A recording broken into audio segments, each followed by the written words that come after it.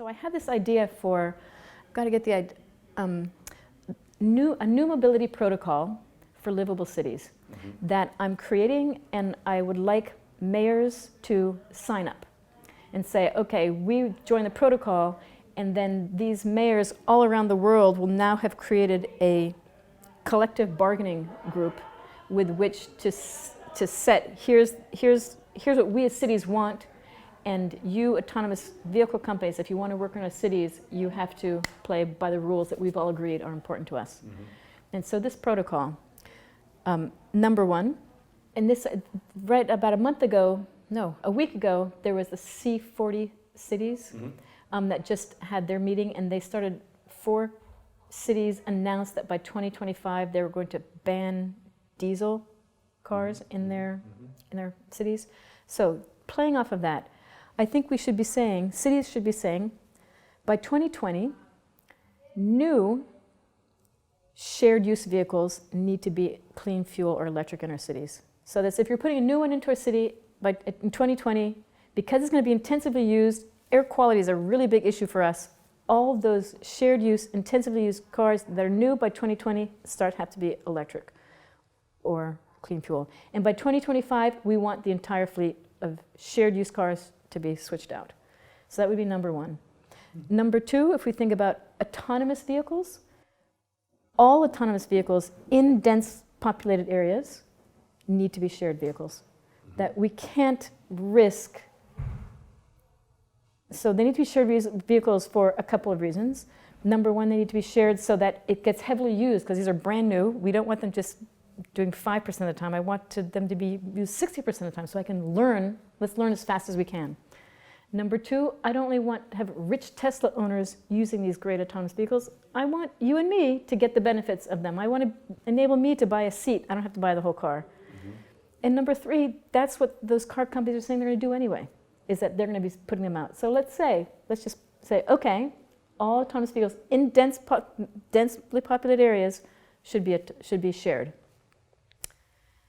If we go to the sharing piece, we need to say, here's another one, we need standard open APIs for ride sharing. And that would mean we're not only sharing, if we want to share rides and shared vehicles, we have to share the data. And if we don't share the data, meaning the origin, destination, timing, payment, we're going to end up with monopolies. So just if you think about the kayak or Hipmunk service for airlines, we need to have the ability to have that same thing for these faves. Meaning kayak can pull in everybody's feed. So, and why that's important to me is network effects are really important. To share vehicles, you need to have the maximum number of people sharing, right? So from the city's perspective, they want to make sure that you're sharing as many origin destinations as you can, right? We talked about that we really want to make sure that happens. But if I'm an Uber user and I go to my Uber app, it says, oh, Robin, sure, I'll take you, but there's no one I can share with. And you're sitting there and you opened up your Lyft app for the exact same thing. Those two will not see each other and they won't share that car. If the city says you have to have standard open APIs, and that means when I have my kayak-like app, I'll say, oh yeah, I want to go from here to there, and the Uber is 1 minute away, and the Lyft is 90 seconds away, and Susie's, who only owns 2 cars, and they happen to be one nearby, and I like local, and I'm going to wait 4 minutes for her. So I can choose. We can have small startups can be part of it, local can be part of it, and it means we won't end up with monopoly or an oligopoly. And I would urge us, when we think of this comparison, to think about the telcos.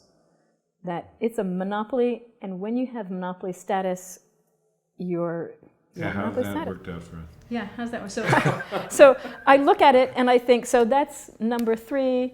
Number 4 would be... Well, just on that number 3, I'm sure these tech companies, like they said about your tax idea, they're probably not that crazy about that idea. No, they aren't crazy about this idea, but from a city perspective, and from a people who live in city perspective, it is in our best interest, for sure. There's like not even any gray area. It is for sure in my interests to be able to do that. And I think about these companies and I think, if you're so great, well, compete on price, compete on service, compete on fabulous app, compete on fancy car, compete on values.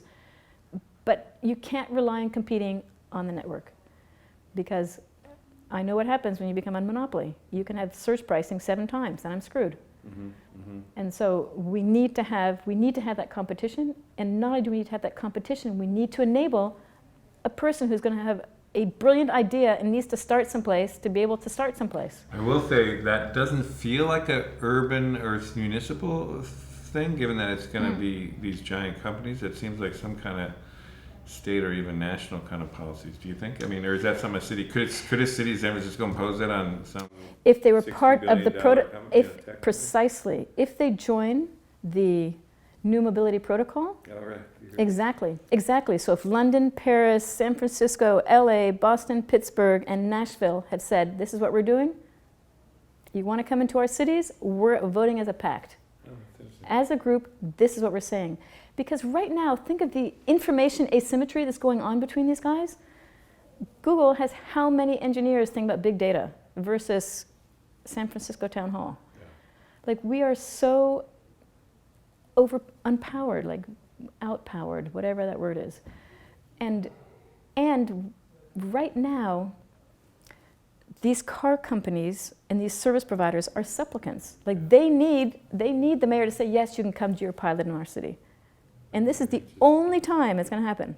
Later, you're not going to be able to say that. But right now, we have a one-time deal in which you can come into my city. I'll just ask you, because you sit there and you say about they, but I mean, you were the CEO, co-founder of essentially a tech company.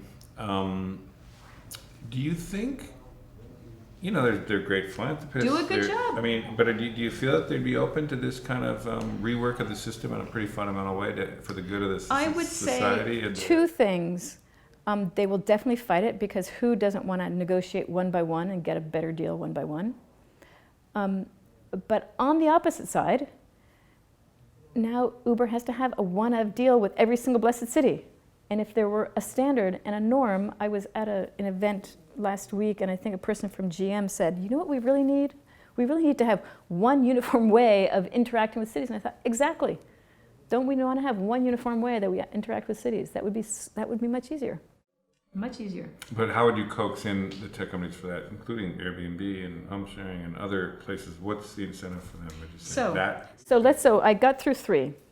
Number 3. Okay. And number 4 would be the incremental energy demand on the grid from this new transportation should be renewable and clean. Mm-hmm. And then number 5 would be the local land use, user fees, rights of way laws will incentivize these top things happening. And so what I'm going to do for you, I might make an urban high-speed corridor for shared vehicles. And so we are today, we're existing where we are right today, where everyone does have private cars.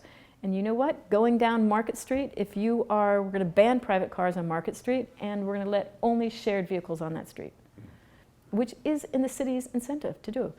So and the company. So cities should make their taxation and their land use and their zoning all match those goals, because that is what the city wants, is efficient use of its streets, providing accessibility and high quality accessibility to as many people as possible for both commerce and for people who live here. I mean, that is